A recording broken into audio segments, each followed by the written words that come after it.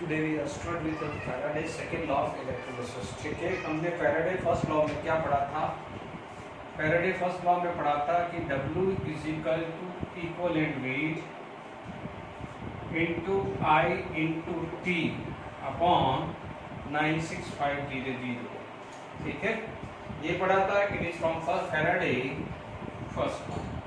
यदि मैं Faraday first law की बात करूं तो हमने भी पढ़ा है। देखिए, अभी मैं सेकंड लॉ बाद में बोलूंगा, मैं पहले चीजें समझता हूं। That means W upon E is equal to I into T upon 96500, where W is the weight and E is the equivalent weight। ये हो गया। अब मान लीजिए हमारे पास डिफरेंट इलेक्ट्रोड्स हैं। ठीक है, मान लीजिए कुछ इलेक्ट्रोड्स हैं, वो क्या है, डिफरेंट इलेक्ट्रोड्स है। और जैसे मान लीजिए X इलेक्ट्रोड है, ठीक है, ये Y इलेक्ट्रोड है या Z इलेक्ट्रोड है, and it is connected with the battery. ठीक है, सेम टाइप का उसके अंदर करंट पास करा रहे हैं। ठीक है, तो आप बोलोगे सेम टाइप का करंट सेम टाइम के लिए पास कराते हैं। ठीक है, this is the constant value, this is the constant value, this is the constant value. तो इसका मतलब यहाँ पर क्या हो जाएगा, W1 by E1 is equal to W2 by E2, यानी W1 by E1 equal to W2 by E2, या W1 by E1 should be equal to W2 by E2। ये होगा कि नहीं होगा?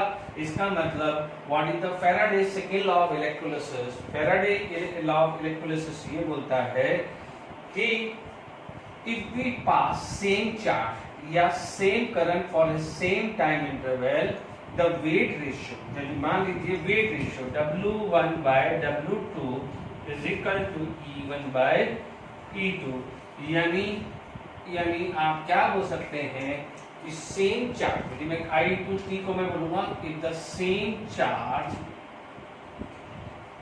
Transfer to different electrolyte, then their mass deposited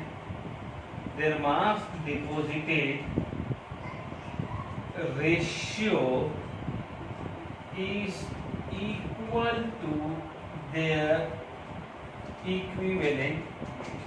इसके equal हो गया इनका मास का रेशियो। मास का जो रेशियो किसके इक्वल हो गया, it is equal to their ratio of their equal, is equal to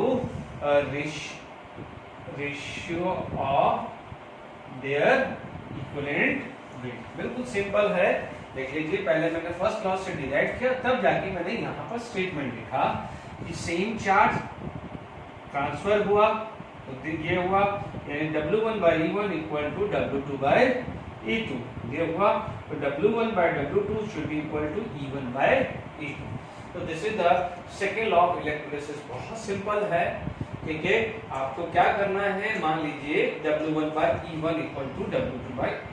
अब आप देखिए, इस पे बेस यदि आपके पास क्वेश्चंस बने और मान लीजिए एक या दो इलेक्ट्रोलाइट्स के बीच में हुआ, तो आप क्या बोलोगे, W1 by E1 equal to W2 by E2। मान लीजिए मैंने 3 इलेक्ट्रोलाइट 4 इलेक्ट्रोलाइट बना दिए हैं या 5 इलेक्ट्रोलाइट मैंने डाल दिए। ठीक है, अब आप देखिए वहां पर आप कैसे काम करोगे, वो आपको देखना है। देखिए X Y Z ऐसे करके हमने कहा। आप जरा ये फोकस करिए कि यहाँ पर क्या है, W by E1। ठीक है, तो अब मैं एक बार इसको वापस से लिखता हूँ, क्योंकि मैं फिर बता रहा हूँ। वापस से मैं लिखता हूँ फ्रॉम फर्स्ट लॉ की बात करें तो W is equal to equivalent weight into I into T upon 96500। तो W is equal to atomic weight into I into T upon n factor into 96500 हुआ। देखो, atomic weight upon n factor is equal to equivalent weight. ठीक है, weight upon atomic weight is equal to I into T upon 96500, ये constant value है, into 1 upon n factor. ठीक है, ये constant value है। अब आप ध्यान से सुन लीजिए, इसे क्या बोलते हैं? मोल। इसे क्या बोलते हैं? मोल। ये कांस्टेंट हुआ, दिस इज कांस्टेंट। तो आप क्या बोलोगे कि mole is proportional to n factor. ये आ गया बच्चों, mole is proportional to n factor. यदि मैं सेकंड लॉ लगा रहा हूं, ये कब होगा? When same charge flow. Same charge यदि आपने फ्लो किया है तो mole is inversely proportional to n factor. Mole weight upon atomic weight, mole inversely proportional to n factor. तो यानी आपके पास mole 1 upon mole 2 should be equal to n factor second का डिवाइडेड बाय n फैक्टर 1 का। ये भी है, यानी मान लीजिए गैसेस हो, मान लीजिए आप क्या बोलोगे? For gas. फॉर गैस, यदि मैं गैस की बात करूं तो आप ये लगा सकते हो for the mole 1 upon mole 2 is equal to n factor 2 upon n factor 1 लगा सकते हो। Is it clear to all of you? ये क्लियर हुआ, यानी mole is inversely proportional to n factor. अब आप देखिए इसको कैसे यूज करते हैं, अब हम इस पे बेस क्वेश्चंस करते हैं। ओके, देखिए अपन यहाँ पर एक क्वेश्चन डिस्कस करते हैं कि 0.224 litre of hydrogen is form at cathode and the volume of O2 is form at the anode. ध्यान दीजिए दोनों गैस है, देखिए गैसेस है, तो अभी मैंने ध्यान दीजिए इसको दोनों ऑर्थोडॉक्स मेथड से भी कर सकते हो और एक सिंपल ट्रिक लगाओ। मान लीजिए मेरे पास कुछ एमसीक्यू ट्रिक है, तो मैंने ये पढ़ा हुआ है, हमने 11th में पढ़ा था लॉ ऑफ गैसेस वॉल्यूम। तो लॉ ऑफ गैसेस वॉल्यूम में पढ़ा था कि at a similar condition volume is proportional to number of moles, यानी जो नंबर ऑफ मोल्स का रेशियो होगा वही वॉल्यूम का रेशियो होगा। बिकॉज एक गैस का गिवन है, दूसरे गैस का फाइंड आउट करना है, तो आप रेशियो से काम चलाएंगे। Is it clear to all of you? तो अभी हमने क्या पढ़ा था? n1 by n2 is equal to n factor 2 upon n factor 1। अभी पढ़ा था ना बच्चों अभी, ठीक है। अब आप देखो यहाँ पर क्या है? Hydrogen and oxygen. तो मैं इसको क्या बोल सकता हूँ? Volume of hydrogen and this is volume of oxygen. Volume of hydrogen and volume of oxygen. तो ये ऑक्सीजन का आ जाएगा, this is the n factor for oxygen and this is the n factor for hydrogen. हमने पढ़ा है volume of hydrogen कितना given है? 0.224 upon this.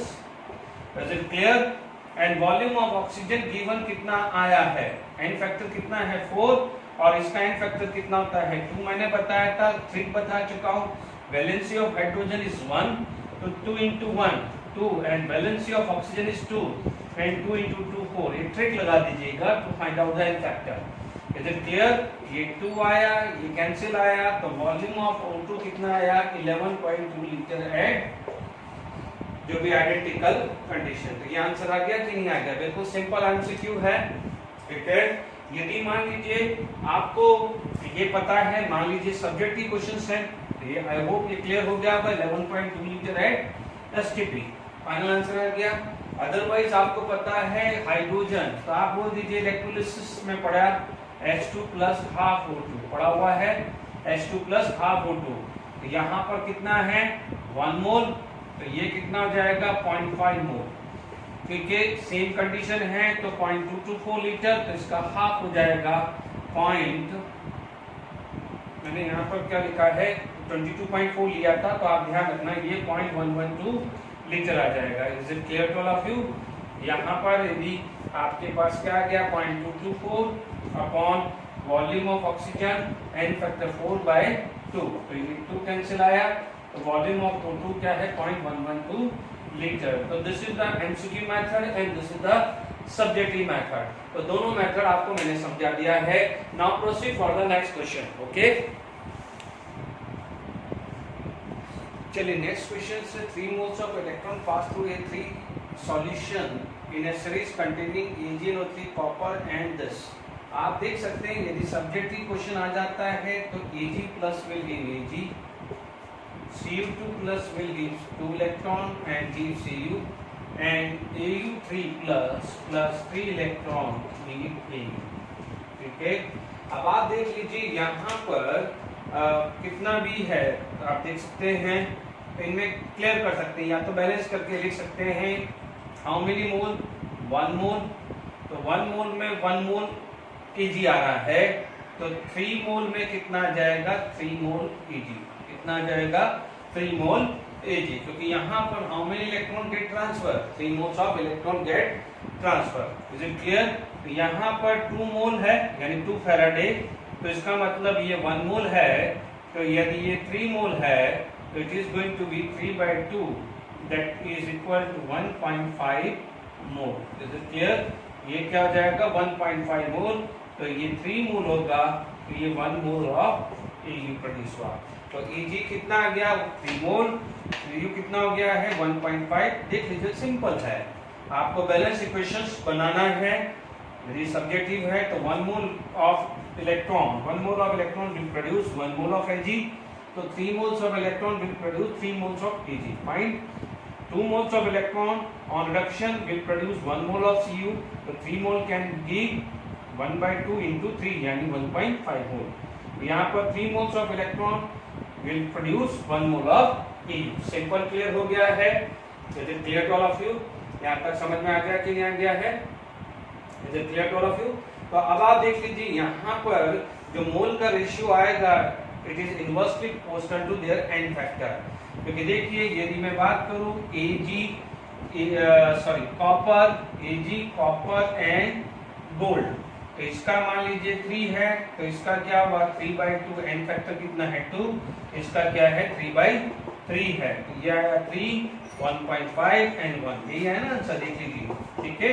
तो मैंने आपको जो n फैक्टर वाला जो भी बताया था ना, तो देख लीजिए mole is inversely proportional to n factor, ठीक है। तो मैंने ये भी बता दिया है, जिसका n फैक्टर कितना है 2, यानी n फैक्टर से डिवाइड करना है, तो इसका क्या है 3/1 n फैक्टर 1, 3/2 n फैक्टर कितना है 2 एंड 3/3 बिकॉज़ इसका n फैक्टर कितना है 3, Ag plus Cu2 plus and Au3 plus. Is it clear to all of you? Subjective और एमसीक्यू दोनों मैट्रिक आपको साथ में बता रहा हूं, जो आपको कंफर्टेबल लगे।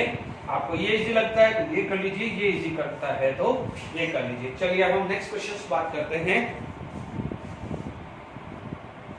चलिए हम नीट 2014 का एक क्वेश्चन डिस्कस करते हैं कि हमें पूछा है the weight of silver is displayed bye a quantity of electricity which displace 560 ml of O2। अब आप देखो एमसीक्यू है तो सिंपल बात करेंगे, moles of Ag upon moles of O2 is equal to n factor Ag। यहाँ पर आएगा n फैक्टर Ag। बच्चों में लंबा लग रहा है, पर आप जब इसकी प्रैक्टिस हो जाएगी तो फटाफट कर लोगे। रिवर्स होएगा, मोल्स क्या हो जाएगा mass upon 108, mass upon 108, moles of O2 कितना हो गया 5600 upon 22400 ml। Is it clear? यहाँ पर कितना हुआ O2 का कितना हुआ n फैक्टर 4 और सिल्वर का कितना आ जाएगा 1। Is it clear? तो जब यहाँ पर आप बात करेंगे मास, यदि मैं मास बात करूं तो यहाँ पर लगभग कितना आ जाएगा 1/4, यह आ जाएगा 1/4 आ जाएगा। देख लीजिए 1/4, तो यहाँ पर आप देखेंगे ऊपर जाएगा ये मल्टीप्लाई हो जाएगा, तो 4 × 1/4 × 108, तो आप क्या बोलोगे 108 आ जाएगा, mass is equal to 108 gram. Is it clear? तो समझ में आ गया है कि मास ऑफ Ag अपॉन, देखिए moles of O2 should be equal to n factor O2 upon n factor Ag। ठीक है, हमने क्या डाला था mass, mole is equal to mass upon atomic mass. Atomic mass of silver is 108, moles of O2 volume at STP divided by 22400 ml। ठीक है, ये 1/4 आया, तो 4 × 1/4 × 108 आ जाएगा, तो मास इज 108 ग्राम। मास कितना गया 108 ग्राम, तो यहाँ पर कितना आ जाएगा 108 ग्राम। देख लीजिए नीट 2014 का कितना सिंपल क्वेश्चन है। Is it clear? अभी मैं इसी टाइप का जो क्वेश्चन है JEE मेंस में एग्जैक्टली इसी टाइप का है, कुछ डेटा होगा आप देखिएगा, मैं JEE 2019 का डिस्कस करता हूँ। ओके, चलिए नेक्स्ट क्वेश्चन था, मैं JEE मेंस 2020 में दिमाग में था कि 2019 का है, बट 2020 में आया है। तो 108 ग्राम of silver is deposited at the cathode from the AgNO3 solution by a certain quantity of electricity. The volume in liter of oxygen produced at 370, यानी STP condition।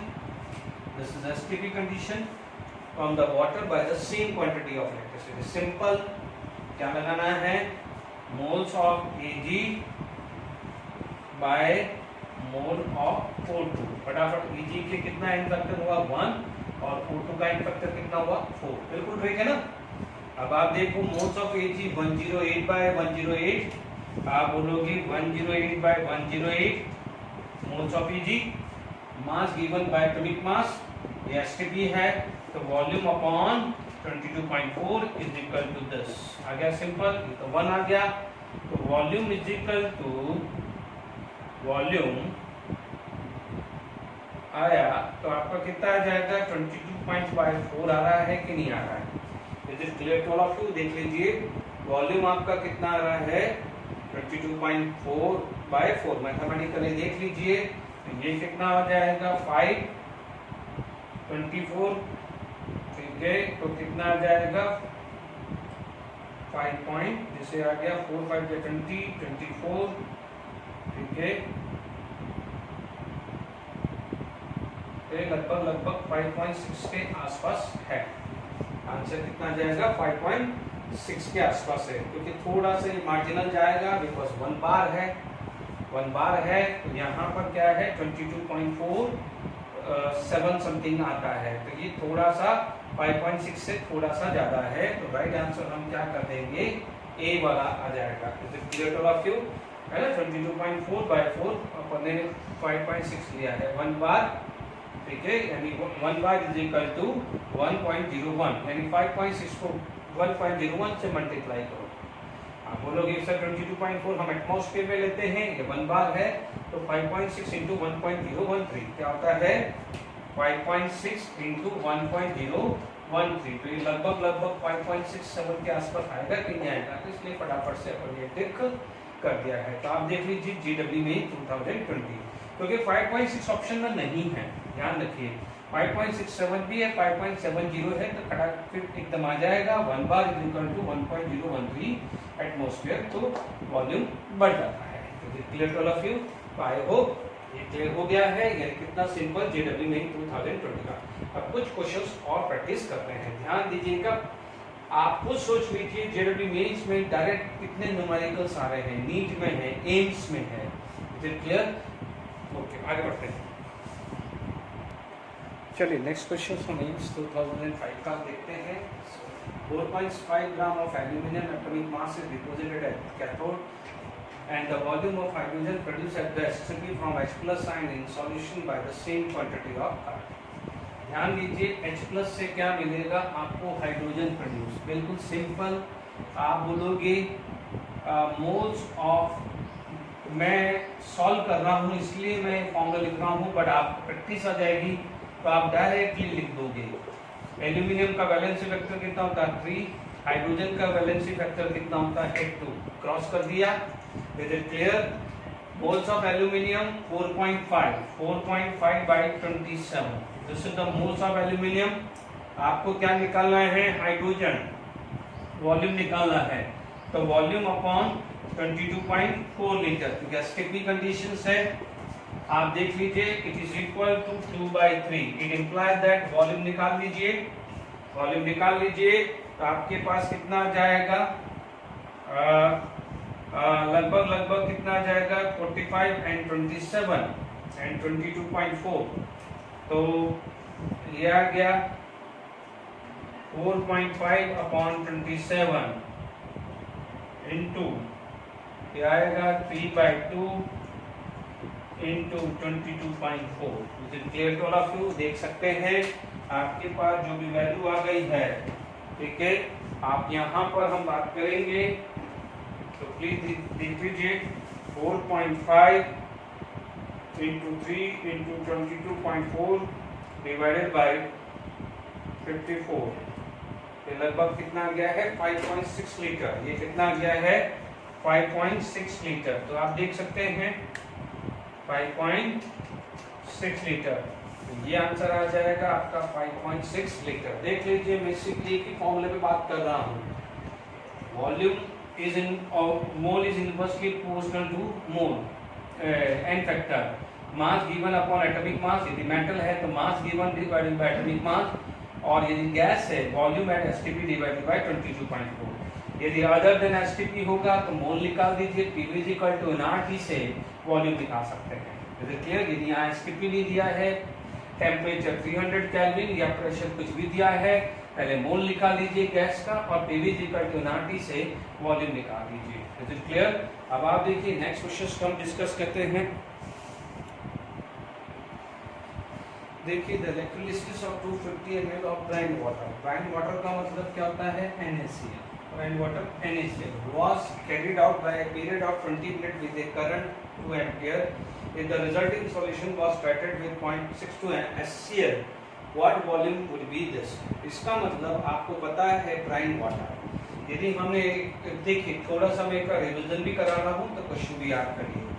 ब्राइन वाटर का मतलब एक्वस NaCl का electrolysis, Na plus से Na और H plus से H2 बनना चाहिए था, बट इसका रिडक्शन पोटेंशियल हाई होता था, इसलिए आप बोलते थे कैथोड पे क्या होता है? हाइड्रोजन लिबरेट हो जाती थी। ठीक है, अब मान लीजिए यही एनोड पे बात करें तो एनोड पे क्या होता था? Cl minus will accept the Cl minus will lose the electron and are going to be converted into Cl2। यदि Cl minus अपना इलेक्ट्रॉन लूज करेगा तो क्या बनेगा? Cl2। OH माइनस यहाँ से बच जाता था, यानी इस पे ये जाता था, इस पे ये जाता था, और आप देखेंगे ये नहीं होता था, क्योंकि ये नहीं होता था तो Na plus combined with OH minus are going to be form NaOH। तो यहाँ पर आप बोलोगे number of gram equivalent of charge is equal to number of gram equivalent of NaOH produced। ध्यान दीजिएगा, number of moles may or may not be equal, but number of gram equivalent is always be equal। ये गलती नहीं होनी चाहिए, याद करिए Faraday law में बताया था। Is it clear? Number of gram equivalent of charge। देखिए अभी थोड़ी देर पहले जितने भी इलस्ट्रेशन किए हैं कि moles of electron and moles of metal produce या मोल्स ऑफ गैस प्रोड्यूस वो अलग अलग हो सकते हैं। ये मान लीजिए मोल्स ऑफ चार्ज आपने x डाला तो जरूरी नहीं है कि moles of metal deposited would भी x आएगा, y भी आ सकता है, z भी आ सकता है, बट ध्यान रखना कि जितना ग्राम इक्विवेलेंट चार्ज का डालेंगे उतना ही ग्राम इक्विवेलेंट कोई भी चीज प्रोड्यूस होगा। ये तो अपन पढ़ते आ रहे कि नहीं आ रहे? नंबर ऑफ मोल्स मे और may not be equal, but number of gram equivalent is always be equal. तो अब आप देखिए थोड़ा सा एक्वस NaCl का था वो रिवाइज भी करा दिया कि कैथोड पे हाइड्रोजन लिबरेट होता है और एनोड पे क्या लिबरेट होता है? क्लोरीन, और NaOH प्रोड्यूस होता है। तो अब आप देखिए सबसे पहले क्योंकि NaOH बनेगा तो ही तो उसको न्यूट्रलाइज कौन करेगा? HCl।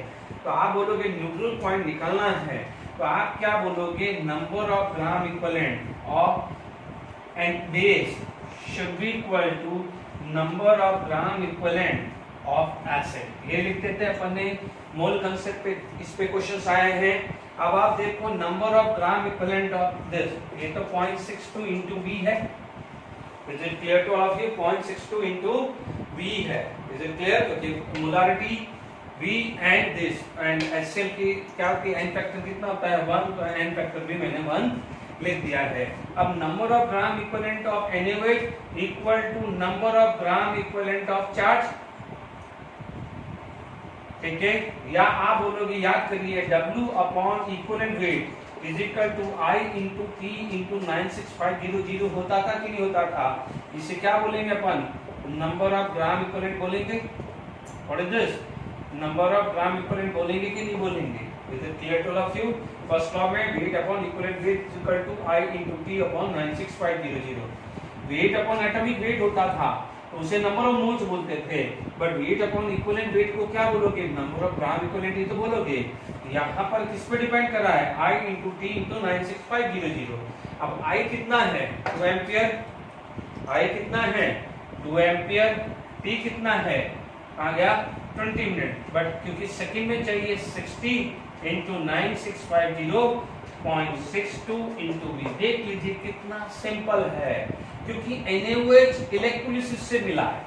NaOH इलेक्ट्रोलिसिस से मिला है और उसमें चार्ज कितना ट्रांसफर हुआ है, यानी जो भी है इतना इक्विवेलेंट चार्ज, कितना इक्विवेलेंट चार्ज ट्रांसफर हुआ है। ध्यान दीजिए I इंटू टी जो होता था वो मोल हो जाता था। आपने सब कुछ पढ़ा हुआ है ना कि भाई आप क्या बोलते थे कि 96500 it is the 1 mole electron, यानी total charge of 1 mole electron. तो वेट अपॉन इक्विवेलेंट वेट क्या हुआ, number of gram equivalent, which is clear to all of you. The number of gram equivalent of charge should be equal to number of gram equivalent of NaOH. This is clear to all of you.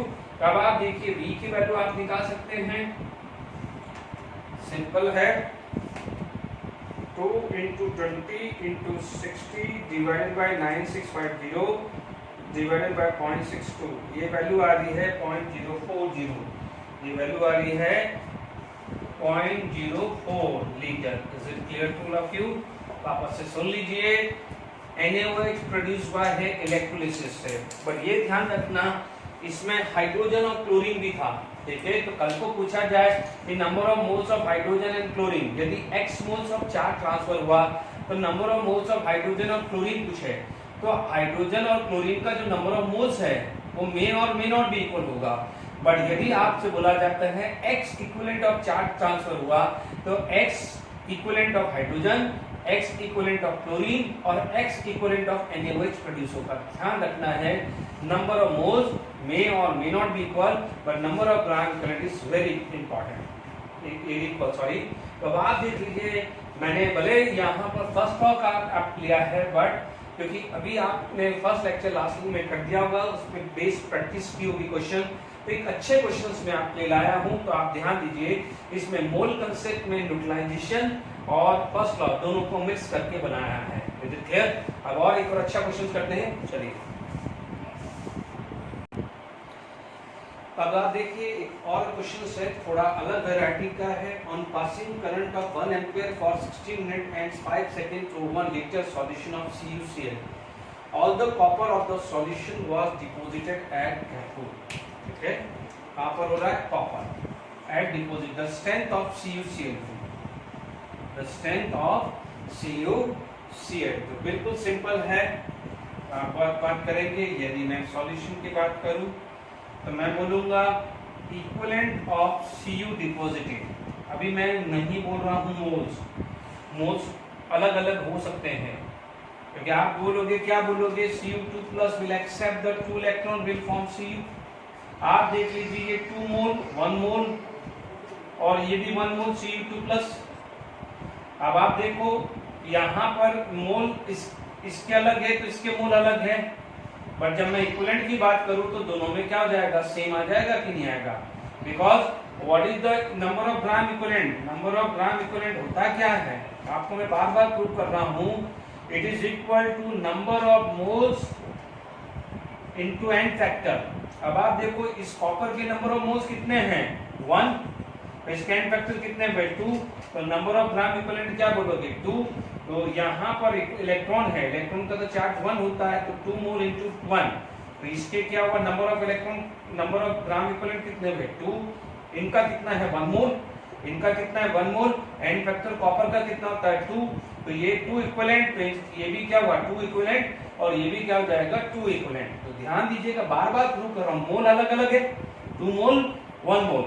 Electron पे charge कितना होता है, -1, electron पे charge कितना होता है, -1, तो इसका n फैक्टर कितना हुआ इलेक्ट्रॉन का, 1, तो 2 into 1 2 इक्विवेलेंट, तो ये क्या हो जाएगा, 2 इक्विवेलेंट। ठीक है, मैं रेड से लिख देता हूं, वापस ध्यान से सुन लीजिए, इलेक्ट्रॉन का निकालना है, इलेक्ट्रॉन के मोल कितने हैं, 2, इलेक्ट्रॉन पे चार्ज कितना होता है, -1, n फैक्टर फॉर इलेक्ट्रॉन कितना हुआ, 1 into 2, तो 2 इक्विवेलेंट। ठीक है, 1 mole into 1 mole into 2, copper का n फैक्टर कितना होता है, 2, तो 1 into 2 2 इक्विवेलेंट एंड 2 इक्विवेलेंट, तो देखो इक्विवेलेंट सेम है। Is it clear?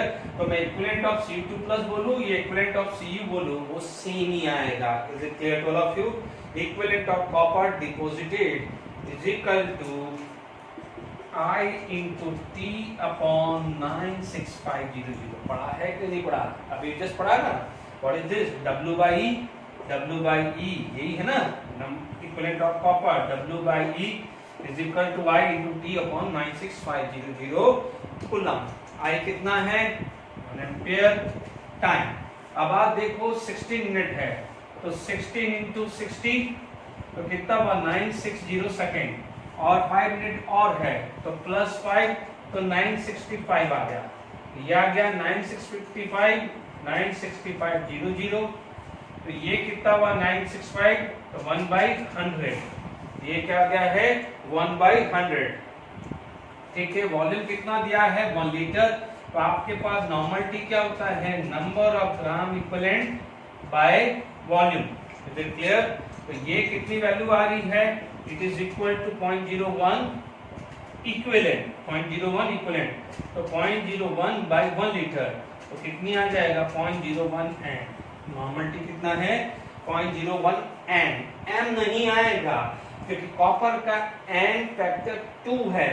तो मोल पूछ ले, कोई बच्चा बोले तो मोल कितना होगा 0.01 डिवाइडेड बाय 2 तो यह आ जाएगा 0.005। तो यदि यहाँ पर ऑप्शन में 0.005 मोलारिटी होता और ये नहीं होता और 0.005 मोलारिटी होता तो फिर हम ये टिक करते हैं, और यहाँ पर कहीं भी 0.005 मोलारिटी नहीं है। Is it clear? तो आपका राइट आंसर कौन सा आएगा, ये आएगा। Is it clear to all of you? एक और वैरायटीज आई है, ठीक है, तो हमने यहाँ से इस चीज को हटा दिया है। Is it clear? तो आपने देख लिया है। अब ध्यान रखना कि जो भी मेटल आयन है या मेटल है या इलेक्ट्रॉन है, सबके number of gram equivalent same होते हैं। यानी इसका नंबर ऑफ ग्राम इक्विवेलेंट और इसके नंबर ऑफ ग्राम इक्विवेलेंट, क्योंकि आपको स्ट्रेंथ तो कॉपर आयन का निकालना है, एक्चुअली सॉल्यूशन तो कॉपर आयन है ना, बट हमारे को ये पता है कि हमें पता किससे चलेगा, हमें तो पता चलेगा इलेक्ट्रोड है, इलेक्ट्रोड में मास डिपॉजिट है वो बाहर निकाला और उसका जो मास मेजर किया उस मास को मैंने इक्विवेलेंट वेट कॉपर से डिवाइड किया, उसका नंबर ऑफ ग्राम इक्विवेलेंट निकाला, उससे मैं बोलूंगा कि जो इसका नंबर ऑफ ग्राम इक्विवेलेंट है वही कॉपर आयन का होगा और वही कॉपर आयन सॉल्यूशन के अंदर होगा। Is it clear? तो ध्यान रखना, हमने भले कॉपर का नंबर ऑफ ग्राम इक्विवेलेंट निकाला है तो वही नंबर ऑफ ग्राम इक्विवेलेंट किसका होगा, कॉपर आयन का। ये ध्यान रखिएगा। Is it clear? क्योंकि अपन को स्ट्रेंथ किसकी निकालनी है, CuCl2 की। गलती मत करिएगा, बहुत अच्छे न्यूमेरिकल्स है, आप खुद से रिवाइज करें। और एक चीज का ध्यान रखना, जो बच्चे कॉम्पिटिटिव में फोकस नहीं कर रहे हैं वो सिर्फ बोर्ड पे लेवल पे भी बात कर रहे हैं, तो इस टाइप के क्वेश्चन बन सकते हैं। ऐसा नहीं है कि हाई लेवल या लो लेवल है या एम्स में पूछा है या JW में पूछा है, make sure. Is it clear? गलती नहीं होनी चाहिए। ओके, अब नेक्स्ट क्वेश्चन पे मूव करते हैं। Next question, same quantity of electricity is used to liberate iodine and a metal. At a cathode, 0.67 gram of metal was deposited and iodine was completely reduced by this. No doubt, ये वाला जो numericals है, this is purely for the competitive exam. ठीक है, अभी तक मैंने कभी नहीं बोला, इससे पहले एग्जाम में वो पूछा जा सकता है, because this is the concept used in the iodometric titration. No doubt समझ सकते हैं तो समझ लीजिए, जो बोर्ड की तैयारी कर रहे हैं कोशिश करिए। इसमें क्या लिखा है, आयोडीन लिबरेट हो रहा है। आयोडीन लिबरेट कहाँ हो रहा है, एनोड। तो आयोडीन के सामने आपने ये डाल दिया, ठीक है, and this is going to be convert into this form. इसको अपन क्या बोलते हैं, हाइपो सॉल्यूशन या thio solution, and it is suppose to convert into this form. Is it clear? यहाँ पर ऑक्सीडेशन स्टेट ऑफ सल्फर आता है 2, यहाँ पर ऑक्सीडेशन स्टेट ऑफ सल्फर आता है 2.5, पर एन फैक्टर कितना निकलता था, how many sulphur this side 2, and 2 से 2.5 हुआ है तो 0.5 का चेंज है। ऑक्सीडेशन नंबर कितने का चेंज आया, 0.5 का। ध्यान रखना, मैं यहाँ 2 से मल्टीप्लाई कर रहा हूँ क्योंकि मेरे पास एन फैक्टर मुझे सोडियम थायोसल्फेट का निकालना है, न कि इसका निकालना है। तो ध्यान दीजिए, how many sulphur 2, oxidation state of sulphur is 2, 2 से 2.5 जाएगा तो कितने का चेंज आएगा 0.5। तो एन फैक्टर इज 1। याद करिए, आयोडोमेट्री इडियोमेट्री में टाइट्रेशन में हाइपो सॉल्यूशन का एन फैक्टर मैंने 1 बताया था। तो एक बार और रिमाइंड करा दिया मैंने, क्लियर बैलेंस नहीं किया मैंने अभी। तो एन फैक्टर हाइपो सॉल्यूशन का 1 मान देना। अब समझिए, अब समझिए हुआ क्या है। अब हमने n फैक्टर ले लिया है, तो अब आप देख लीजिए जो बच्चे बोर्ड वाले हैं इतना समझ लीजिए n फैक्टर हाइपो सॉल्यूशन का 1 आया है, ठीक है। कोशिश करिए, आप बोलोगे number of gram equivalent of charge. अब वो चार्ज से क्या हुआ, मेटल डिपॉजिट हुआ, number of gram equivalent of metal, तो कैथोड पे कौन डिपॉजिट हुआ, दिस, और वही क्या हुआ, number of gram equivalent of iodine. Is it clear? गलती मत करना, ग्राम इक्विवेलेंट सबका सेम आएगा, मोल्स में और मे नॉट बी इक्वल, वही चीज चल रही है। अब आप देखो आयोडीन को रिड्यूस करने के लिए कौन बेटा है, तो हम क्या बोलते हैं, उस number of gram equivalent of Na2S2O3। Done, बहुत अच्छा क्वेश्चन है ये। इसका इलेक्ट्रोलिसिस से हम दोनों को पता चल गया, आयोडीन इलेक्ट्रोलिसिस से लिबरेट हुआ है, उसको टाइट्रेशन करने के लिए ये आया है। तो समझ लीजिए ये इलेक्ट्रोलिसिस का कॉन्सेप्ट, तो ये क्या है, मोल कंसेप्ट का क्वेश्चन। दोनों कॉन्सेप्ट क्वेश्चन आ रहा है, क्लियर? अब तो आसान हो गया है। मेरे को ये डेटा दिया हुआ है, इसका मुझे इक्विवेलेंट वेट निकालना है। तो वेट कितना दिया है, आप देख लीजिए 0.617। इक्विवेलेंट वेट मैंने ई मान लिया, ये होता है ना, weight upon equivalent, weight is the number of gram equivalent. अब आप देखो इसका नंबर ऑफ ग्राम इक्विवेलेंट कितना हुआ, 46.3 by 1000, क्योंकि ml को मैंने लीटर में कन्वर्ट किया, इनटू 0.124। अभी अपन ने n फैक्टर कितना निकाला है, 1। तो ध्यान दीजिए अपन ने न्यूट्रलाइजेशन पे क्या लगाते थे, n into volume in litre is equal to W1 by equivalent weight. याद करिए मोल कंसेप्ट पे ये फॉर्मूला यूज करवाया है, तो वही हुआ है ना, n into V in litre should be equal to weight upon equivalent weight, बस वही तो लगाया मैंने। Is it clear? ये कंसेप्ट सिखा चुका हूं मैं। Is it clear? थोड़ा सा लॉजिक लगाना था। इक्विवेलेंट वेट की बात करें तो आप क्या बोल सकते, 0.617 into 1000 divided by 46.3 divided by 0.124। Is it clear? ये लगभग आ जाएगा 107.46। क्या आ जाएगा, इक्विवेलेंट वेट कितना आ जाएगा, 107.46। Is it clear? 107.46 ये इक्विवेलेंट वेट आएगा। देख लीजिए कंसेप्ट लास्ट 3 न्यूमेरिकल में वो ही लगा रहा हूं, number of gram equivalent of charge equal to number of gram equivalent of metal, या number of gram equivalent of metal ion, number of gram equivalent of gas लगा रहा हूं, नंबर ऑफ मोल्स मे और may not be equal. Clear? अब आप देखो एक और क्वेश्चंस करते हैं आगे अच्छे से। चलिए कुछ क्वेश्चंस करते हैं, 2 क्वेश्चन लिख दिए हैं मैंने, तो टाइम जरा से हो। When 0.1 mole of MnO4 is oxidized, the quantity of electricity required to compress। ये क्वेश्चन मैंने बहुत इजी है बट डाल दिया कि कॉन्फिडेंस गेन करने के लिए कि यदि जो बच्चा नीट की तैयारी कर रहा है या इनफैक्ट JEE मेंस की भी तैयारी कर रहा है तो किस लेवल के क्वेश्चंस आते हैं। आप सिंपल बोलेंगे MnO4 2 माइनस से MnO4 minus +7 +6। Is it clear? Oxidise हुआ है तो हाउ मेनी इलेक्ट्रॉन, 1 इलेक्ट्रॉन। अब देखो 1 इलेक्ट्रॉन है यानी 1 मोल है, आप बोलोगे यहाँ पर 1 मोल, ठीक है। तो आप देख लीजिए यहाँ पर 1 मोल है, ये 1 मोल है, तो यहाँ पर 1 मोल यानी 96500 कूलम या 1 फैराडे, कुछ भी आ सकता है, इन दोनों में से कोई भी ऑप्शन हो सकता है। Is it clear? अब है कितना, 0.1 मोल, ये कितना आ जाएगा 0.1, तो यहाँ पर कितना आ जाएगा 96500 कूलम, और यदि फैराडे में आंसर दिया है तो 0.1 फैराडे। तो आप चेक कर लेंगे यदि एक ऑप्शन है, क्योंकि मैंने ऑप्शन नहीं लिखे, ये 4 ऑप्शन नहीं लिखे, मैंने डायरेक्टली इसको सब्जेक्ट ही बना दिया है।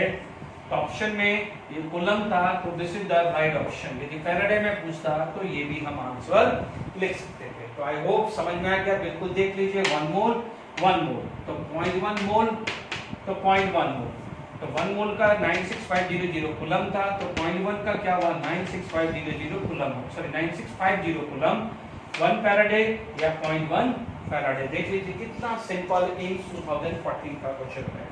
अब आप देखो एक और क्वेश्चन लाया हूँ, बहुत देर से मैंने आपको डिफरेंट वैरायटी दिया है। एक और क्वेश्चन डिस्कस कर लेते हैं, ठीक है। थोड़ा सा सिंपल अपना बोर्ड लेवल पे है या लेवल की बात करें।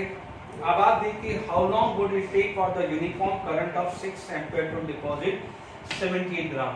ये आपका फर्स्ट लॉ का है, सिंपल है। फर्स्ट लॉ में W by equivalent weight is equal to I into T into 96500, ये लगा दोगे, ठीक है। वेट आपको कितना दिया है 78, गोल्ड का 197 होता है लगभग, और गोल्ड का यहाँ पर ऑक्सीडेशन स्टेट कितना है +3, तो आप बोलोगे 197/3 is a equivalent heat.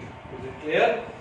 I कितना दिया है हमारे को 6 एम्पियर दिया है, टाइम निकालना है 96500, तो फटाफट से आप टाइम निकालेंगे, ठीक है, without wasting time. 78 into 3 into 96500 divided by 197 divided by 6, तो आपका लगभग आ रहा है 19104। तो हमारे पास क्या आ जाएगा टाइम 19104 सेकेंड। चेक कर लीजिएगा कि राइट है क्या नहीं है। तो फर्स्ट पार्ट इज क्लियर कि हाउ लॉन्ग, तो आप बोलोगे this would be the second part पूछा है कि what is the mass of A chlorine.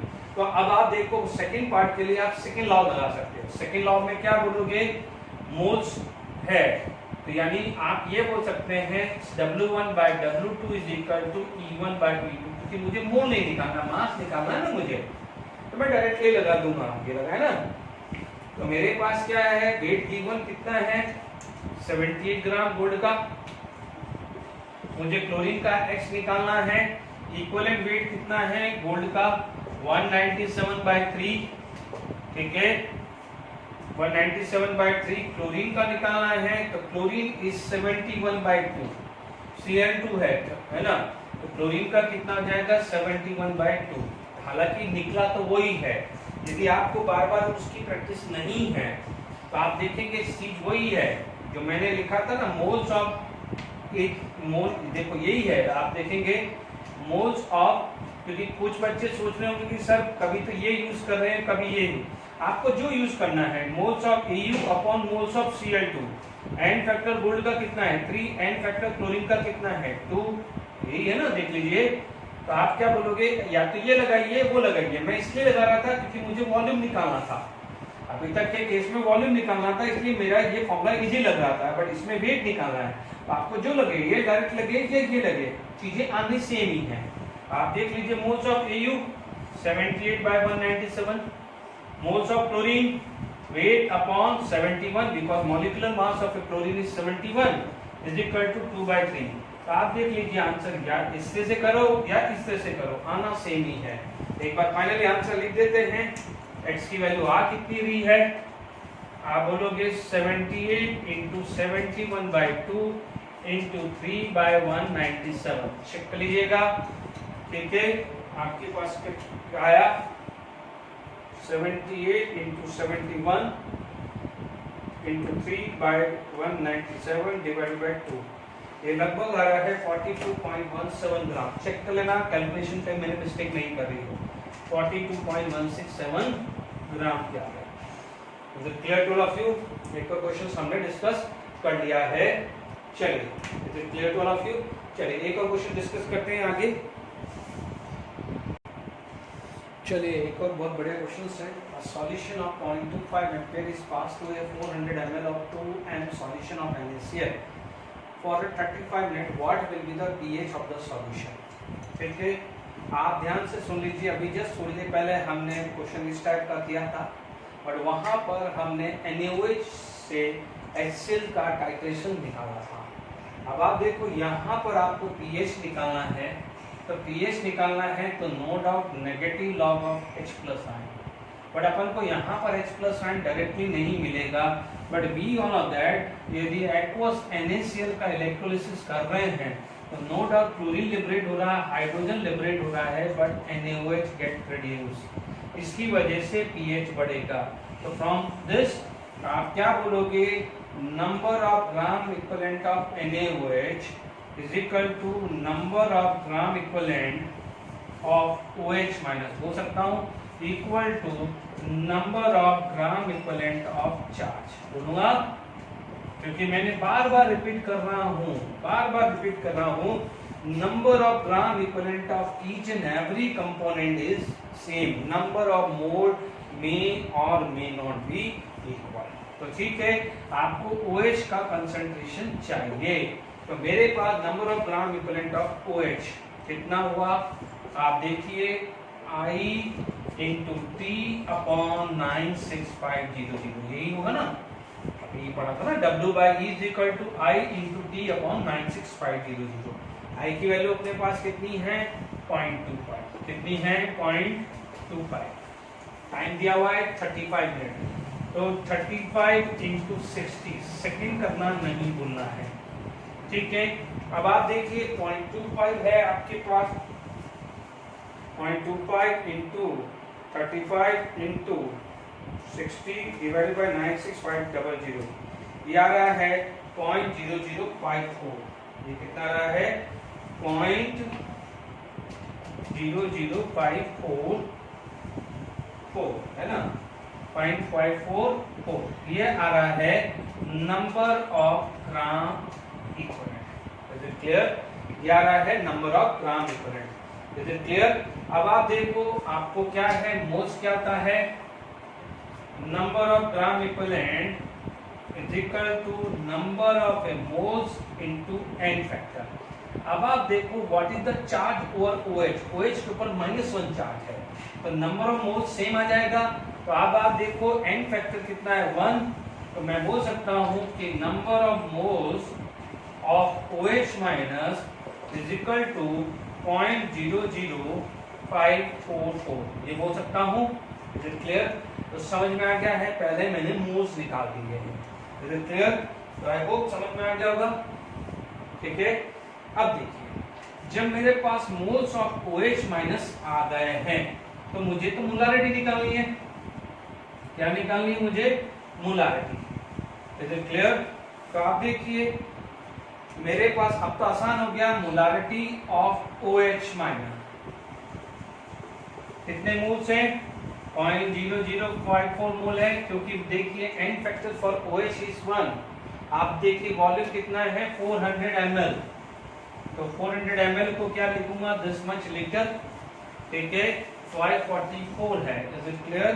तो अब आप देख लीजिए 0.44 इंटू 1000 पहले कर दूं, ऊपर मल्टीप्लाई हो रहा है, डिवाइडेड बाय 400 कर दूं, ये वैल्यू आ रही है 0.0136, ये आ रही है value 0.0136। Clear? It could be 1.36 into 10 की पावर -2, ये आ रहा है OH minus. Is it clear?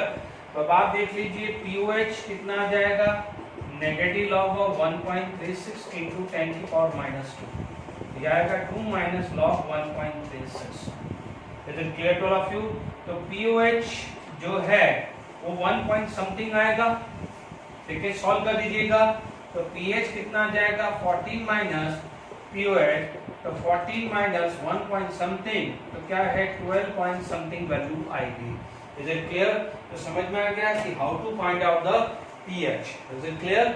ये क्या है, आपका सब्जेक्टिव क्वेश्चंस बन सकता है, एनसीईआरटी टेक्स्ट बुक के हिसाब से ये क्वेश्चन बन सकता है, क्योंकि कैलकुलेशन लेंथी है ना, तो जनरली वो वहां पर बना सकता है। सब्जेक्टिव यदि एमसीक्यू बनाएगा तो ये जो वैल्यूज है वो ऐसे ही देगा कि जल्दी से वो कैलकुलेट हो पाए। Is it clear? चलिए अपन एक और क्वेश्चन करते हैं, फिर हम वाइंड अप करेंगे। ओके,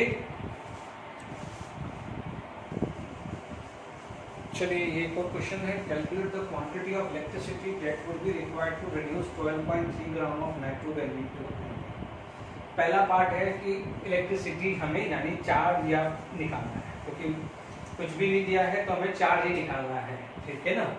तो the analysis if the nitrobenzene to aniline, if the current efficiency for the process is 50% and if the potential difference drop to the this 3 volt, यानी दो पार्ट में करना। बिल्कुल सिंपल है, याद करिए, इससे लास्ट वाले एग्जांपल में हमने नाइट्रोबेंजीन लिया था, नाइट्रोबेंजीन को रिड्यूस करके एनिलीन बनाया था। याद करिएगा यहाँ पर हमारा एन देखिए, ये कार्बन, तो ये -3 था, ये क्या था +3। Is it clear? ये क्या था +3 आया। Is it clear? तो एन फैक्टर यहाँ पर कितना था 6 था। इस टाइप का क्वेश्चन लास्ट लेक्चर में डिस्कस कर चुका, क्योंकि मुझे एन फैक्टर चाहिए। तो मुझे क्या चाहिए? कैलकुलेट द क्वांटिटी, यानी क्यू चाहिए। तो आपके पास फॉर्मूला क्या है? Weight upon equivalent wait.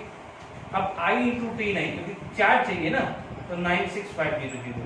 I into T की जगह मैंने क्यों रख दिया? क्योंकि टाइम कहीं नहीं है। देख लीजिए इस सेक्शन में टाइम कहीं नहीं है। अब आप देखिए ये आता है C6H5NO2। तो ये क्या है? 12 इंटू 6 प्लस 12 इंटू 6 6 2 72। हाइड्रोजन के कितना हुआ? 5, नाइट्रोजन का हुआ 14 और ऑक्सीजन का कितना हुआ? 32। तो ये कितना हुआ? 9 और 3 और 1 सॉरी 2, तो ये आया 123। यानी what is the molecular mass of A nitrobenzene is 123। तो आपकी इंप्लाइज दैट, ध्यान दीजिए, वेट कितना गिवन है? 12.3। वेट गिवन कितना है? 12.3। मॉलिक्यूलर मास कितना है? 123। एन फैक्टर कितना आ गया? 6। तो what is the equivalent wait?